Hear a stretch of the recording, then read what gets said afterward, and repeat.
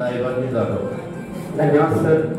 दमदार संचालक म्हटल्यापेक्षा दमदार श्रोते जर तुम्ही म्हटलं तर माझी उंची अजून थोडीशी उंच होईल, कारण डायटला उंची मॅच होत नाहीये. आजचं एक कवी संमेलन आणि सन्माननीय मॅडमचा सत्कार समारंभ यशस्वीरित्या संपन्न होत आहे. आयुब सरांसारखं मी सांगेन की माझी पहिली आणि शेवटची कविता आहे असं हरकत नाही. मागील महिन्यामध्ये आपण होळी सण साजरा केला, त्या ठिकाणी दृष्टांचा आणि वाईटांचा आपल्याला नायनाट करायचा असतो, त्या अनुषंगाने बहुतेक आपण होळी सण साजरा करत असावा. परंतु सध्याची भारताची महाराष्ट्रातील काही परिस्थिती जर आपण बघितली तर त्यामधून वादंग निर्माण होताना बराच तर आपल्याला बघायला मिळतात.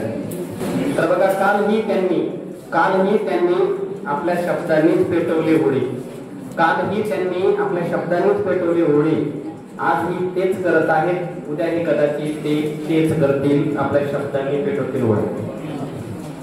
तसे ते नेहमीच लावत असतात आपल्या कटू शब्दांनी, तसे ते नेहमीच लावत असतात आपल्या कटू शब्दांनी.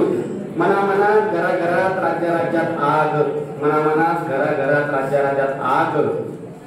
त्यांना सांगणार का कुणी कसा असतो सप्तरंगाचा महिमा, कसा असतो सप्तरंगाचा महिमा, आणि कशी असते मनामनातील अविचारांची राख करणारी होळी, अविचारांची राख करणारी होळी.